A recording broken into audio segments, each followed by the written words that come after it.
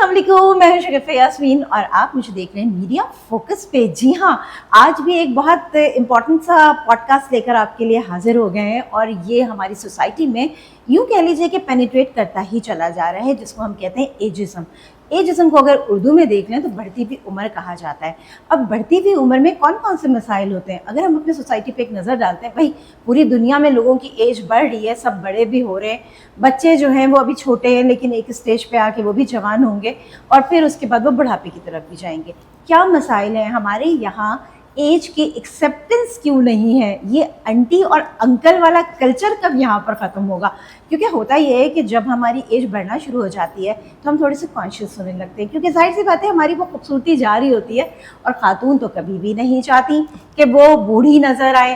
भाई वो होंगी 50 की, कहेंगी मैं 35 की हूँ, और ये चीज़ें बड़ी कॉमन हमें सोसाइटी में नज़र आती हैं। मसाइल उस वक्त शुरू होते हैं जब 45 या 35 ईयर्स की खातून जो है वो एक छोटी बच्ची या टीनेजर से अपना मुकाबला शुरू कर देती हैं। आपको पता है सोशल मीडिया का दौर है, टिकटॉक भी है, एक से एक लड़कियां जो हैं वो वहाँ पे मौजूद हैं और यंग भी हैं। तो जब उनके कंपटीशन में आती हैं या वो कहती हैं कि वो ऐसा कर रही है तो मैं भी इसी तरह से कर लूँ, तो वो एज एक्सेप्टेंस कहीं पर ख़त्म हो रही होती है और उसमें वो थोड़ा सी एबनॉर्मल हो जाती है, क्योंकि हर एज का अपना एक ग्रेस होता है और उस एज को एक्सेप्ट करना और अकॉर्डिंग टू योर एज एक काम करना। मैं ये नहीं कहती कि हंसना छोड़ दें, बोलना छोड़ दें, आप सब कर सकते हैं, लेकिन वो जो एक ग्रेस होता है ना, वो कभी भी माइनस नहीं करना चाहिए। ये तो मेरी राय है, लेकिन ये जो अंकल और आंटी वाला कल्चर है, इसका हम क्या करें, तो इसके बारे में हम बात करेंगे। आज गेस्ट यहाँ पर मौजूद हैं जो कि क्लिनिकल साइकोलॉजिस्ट हैं इन दिस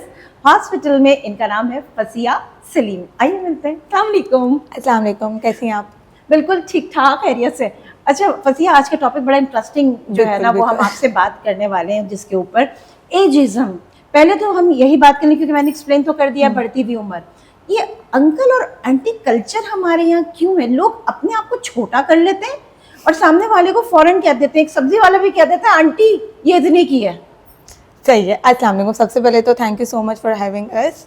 हाँ बिल्कुल ऐसा ही है हमारे यहाँ जो कल्चर है। Basically aunty and uncle is not the problem, but the problem is के पर्सपेक्टिव, उस चीज़ को हम किस तरीके से लेते हैं।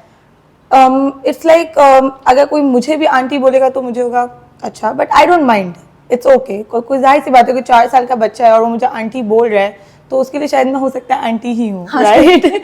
लेकिन हमें यहाँ पे समझने की ज़रूरत ये है कि सबसे पहले एजिंग और एजिज्म में फ़र्क क्या है। ठीक है, एजिंग एक आपका नॉर्मल प्रोसेस है, बायोलॉजिकल प्रोसेस है।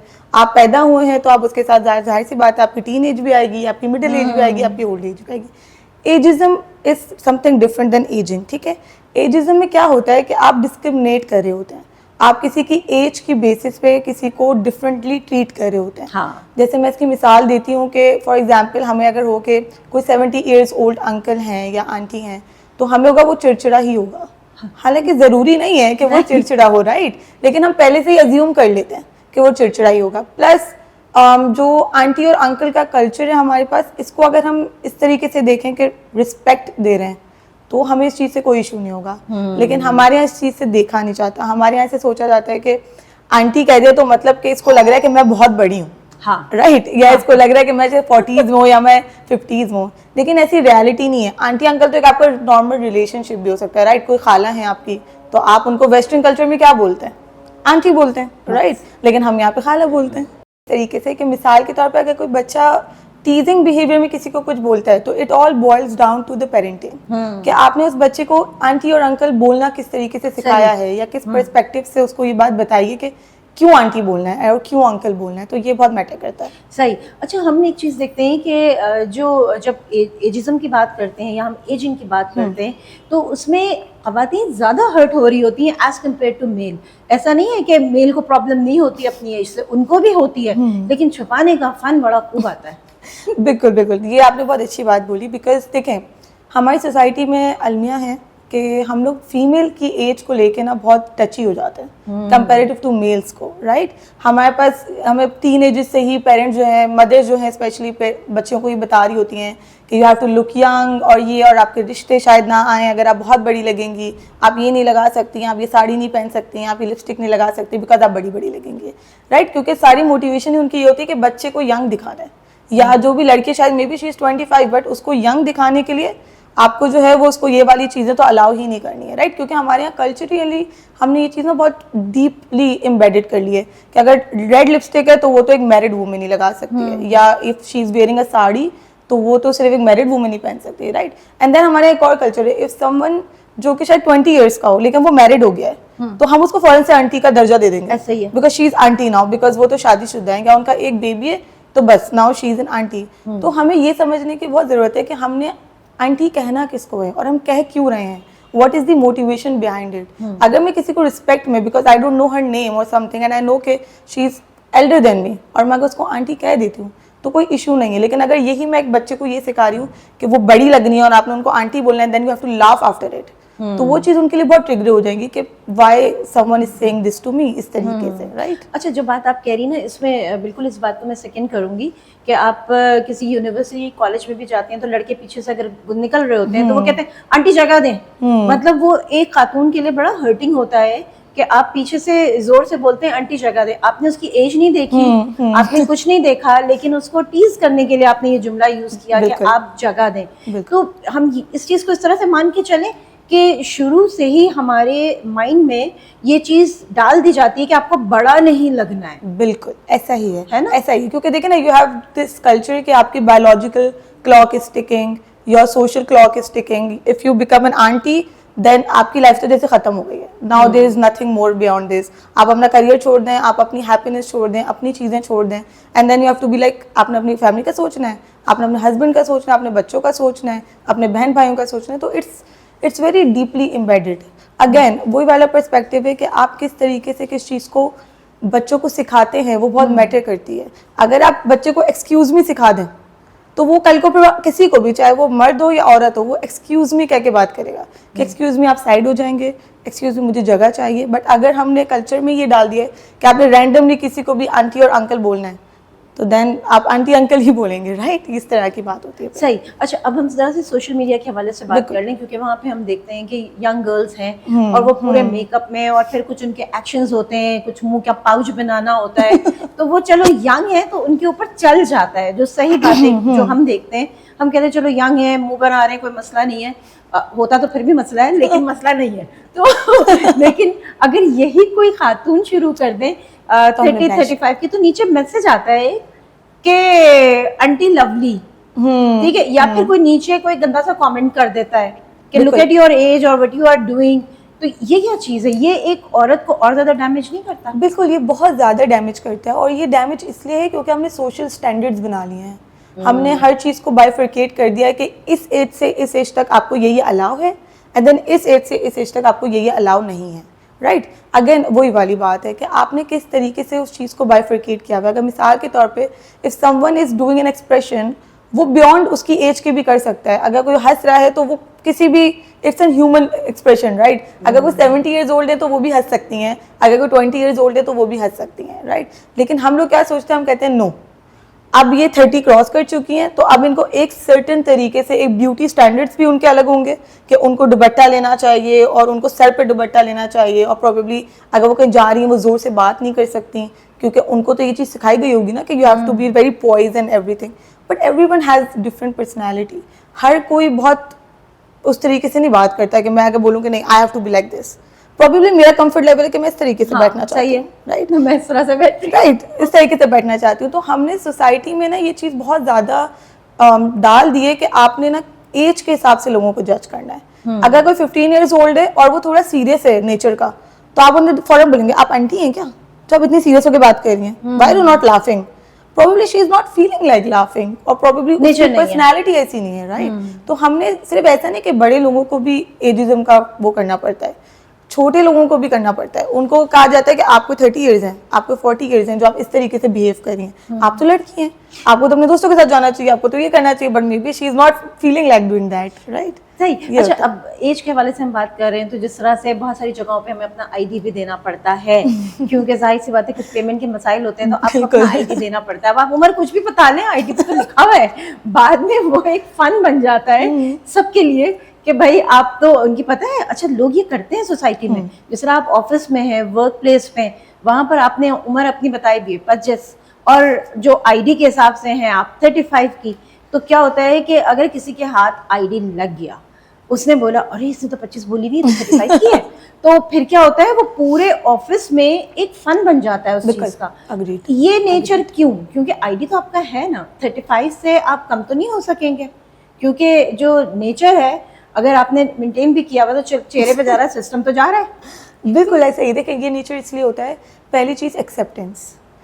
आप अगर कहीं जाते हैं कॉर्पोरेट वर्ल्ड में या किसी ऑफिस में, आपको पता है कि मुझे यहाँ पे एक्सेप्ट नहीं किया जाएगा until I don't tell them कि आई एम 25, राइट। आपके पास बहुत ज़्यादा जॉब रिक्वायरमेंट्स में भी एज ऐसे मेंशन की होती है, इवन रिश्ता रिक्वायरमेंट्स में ये there is proper age bracket कि इसके बाद तो जैसे you are not eligible for the रिश्ता, राइट। तो वो इसलिए आपको इस तरह का कल्चर ना प्रमोट करता है झूठ बोलने पे, इस तरह का कल्चर आपको प्रमोट करता है अपनी एक्चुअल एज बताने से। हालांकि आईडी कार्ड पे ऑब्वियसली आप उस वक्त इतने बड़े नहीं होते कि आप अपने पेरेंट्स को बोलें कि गलत एज लिख दें, राइट। लेकिन आगे जाके आप इस तरह से करते हैं कि आपकी खुद की इनसिक्योरिटीज बोलती हैं। यू आर लाइक अगर मैं बता दूंगी कि आई एम 35 तो there might be a problem, people will जज me and people will say कि मैं क्या कर रही हूँ।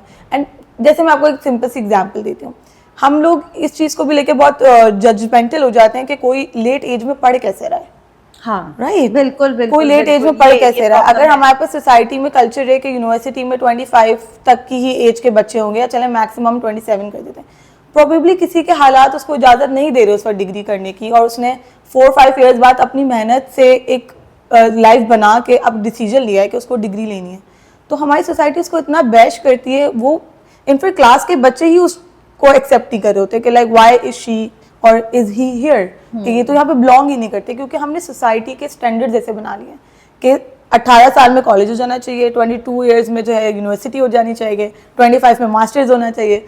तो ये हमारे अपने जहन के ब्रैकेट्स हैं, इसका एक्चुअल एज से कोई लेना देना नहीं है, क्योंकि लर्निंग तो कभी भी नहीं रुकती। सही। अच्छा, फाइनली मैं बस ये जानना चाहूँगी कि जो हमारी अपनी एक सोच है, या ख़वातीन की या मर्दों की अपनी एक सोच है कि जी मैं छोटा छोटा दिखूँ, मैं बड़ा नहीं दिखना चाहता, स्टॉप तो नहीं कर सकते, वी कांट स्टॉप इट, बिल्कुल ठीक है, ये तो एजिंग तो आएगी, बिल्कुल। क्या करना चाहिए उस वक्त जहनी तौर पर, ये बताएं, जहनी तौर पे अच्छा, वेरी इंपॉर्टेंट क्वेश्चन। जहनी तौर पे ना आपको सबसे पहले तो एक्सेप्ट करना चाहिए खुद कि मैं 35 हूँ या मैं 45 हूँ, and it's okay. I can not stop और कंट्रोल द फैक्टर्स, राइट। आप टाइम को नहीं रोक सकते, आप अपनी एज को नहीं रोक सकते, आप इनफैक्ट लोगों को भी नहीं रोक सकते। पीपल थिंक कि आप बड़े हैं या आप छोटे हैं तो आप इस चीज़ को नहीं रोक सकते। आपके खुद के कंट्रोल में क्या है, आपको सबसे पहले खुद से ये सवाल करना है। मेरे कंट्रोल में मेरा अपना आप है, मेरी अपनी सोच है, मेरा अपना पर्सपेक्टिव है।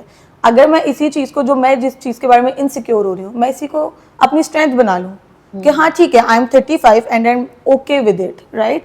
और प्लस आपको अपनी पर्सनैलिटी से बहुत अलाइन होकर चलना पड़ता है। सही। अगर आप सिर्फ सोसाइटी के लिए फिट इन करने की कोशिश कर रहे हैं कि जस्ट बिकॉज कि मैं 35 हूँ and I am feeling like मुझे ये काम नहीं करना, लेकिन सब 35 की उम्र में ऐसे ही करते हैं, तो मुझे तो ये काम करना पड़ेगा, तो you are being dishonest to yourself, आप खुद को ही स्ट्रेस में डाल रहे हैं। एंड अगेन ये जो वो वाली स्टेटमेंट हमारी बड़ी मशहूर है कि 4 लोग क्या कहेंगे वाली जो स्टेटमेंट है, वो 4 लोग कौन है, वो 4 लोग कौन है किसी को नहीं पता, आज तक किसी को नहीं पता। बट वही 4 लोग वही हैं जिनको फर्क नहीं पड़ता, जिनके पास नया टॉपिक है, फिर देन नया टॉपिक है, एंड देन अगेन नया टॉपिक है। फर्क आपको पड़ेगा, स्ट्रेस आपको होगा।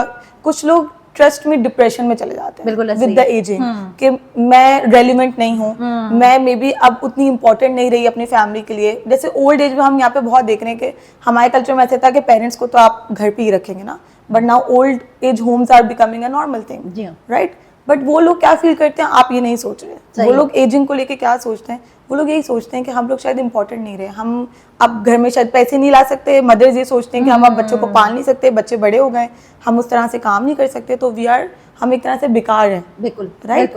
तो आपने खुद के बारे में क्या सोचना है, ये बहुत इंपॉर्टेंट है, पहला फैक्टर।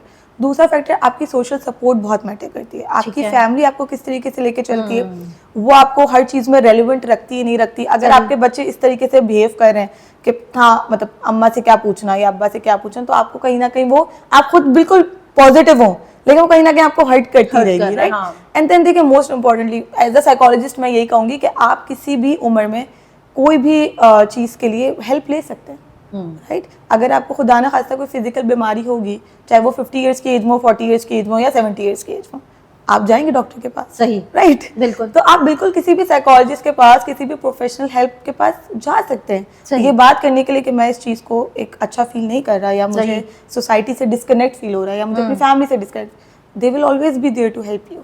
बिल्कुल सही। थैंक यू फसिया, बहुत You're शुक्रिया most आप मेरे welcome. साथ यहाँ पर मौजूद रही। बहुत अच्छा डिस्कशन रहा, बड़ा बल्कि मैं कहूँगी हेल्दी डिस्कशन रहा, एंड आई होप कि आप लोगों को भी ये डिस्कशन अच्छा लगा होगा। और जहाँ तक जब मैं क्लोजिंग करने चाहती हूँ तो कोई ना कोई बात ज़रूर कहती हूँ। इतनी देर से हम लोग बातें कर रहे हैं, तो यहाँ पर जो एक मेन पॉइंट है ना, एक्सेप्टेंस। अपनी एज को एक्सेप्ट कीजिए। देखिए, जब उम्र बढ़ती है तो लाइक्स आना कम हो जाती हैं, लेकिन अगर आपने अपने आप को मेंटेन रखा हुआ है और आप उस हिसाब से चल रहे हैं जिस हिसाब से आपका अपना एक एज ग्रुप है, हर किस्म का एक एज ग्रुप है ना, हम एज ग्रुप को माइनस नहीं कर सकते, लेकिन कहा जाता है कि अगर आपको अपना दिल और अपना दिमाग जवान रखना है तो फिर आपको क्या करना है, अपने से कम एज के लोगों में ज़रूर बैठें। ये मैं नहीं कहती, ये बड़ी गोल्डन एक बात किसी ने कही जो मैं आप तक पहुंचा रही हूँ कि कम एज के जो लोग होते हैं थोड़े, उनके साथ अगर आप बैठेंगे, स्पेशली बच्चों के साथ अगर आप प्ले करेंगे, तो आप देखिएगा कि आपके अंदर का बच्चा कभी भी ख़त्म नहीं होगा। और इस एज को एक्सेप्ट करना सीखें। अगर आप ज़रा सा हट जाते हैं, देखिए हर सोसाइटी जो है हर तरह की है। यूरोप में सबसे बुरी औरत जो है वो रेड कलर पहनती है, हमारे यहाँ नहीं पहनती। हमारे यहाँ कहा जाता है कि वो एक जुमला आता है ना, बुढ़ी घोड़ी लाल लगाऊं, तो फौरन वो क्रिटिसाइज करना शुरू कर देते हैं। तो हमें अपनी सोसाइटी के हिसाब से चलना है, लेकिन अपने ब्रेन को डैमेज नहीं करना। किसी के कुछ कहने से ना आपकी उम्र बढ़ेगी ना घटेगी। आप जो हैं वो आप हैं, और age is not important. Age जो है मेरे हिसाब से सिर्फ नंबर्स हैं। खुश रहिए अंदर से, आपका चेहरा ऑटोमेटिकली ग्लो करेगा। आप किसी भी एज में लोगों को आप अच्छे लगेंगे। यही आज का मैसेज भी। इसके साथ ही शगुफ्ता यास्मीन को दीजिए ज़्यादातर मीडिया फोकस की पूरी टीम को इजाज़त दीजिए। फिर हाजिर हो जाएंगे एक नए पॉडकास्ट के साथ। और हाँ जी, साथ साथ अगर आप चैनल पर नए हैं और हमें पहली दफ़ा देख रहे हैं तो ज़रूर अप्रिशिएट कीजिएगा। और अप्रिशिएट कैसे करते हैं? सब्सक्राइब करके। तो सब्सक्राइब कीजिए, कमेंट कीजिए और हमें लाइक कीजिए, और दीजिए इजाज़त। फिर मिलेंगे। अल्लाह हाफ़िज़।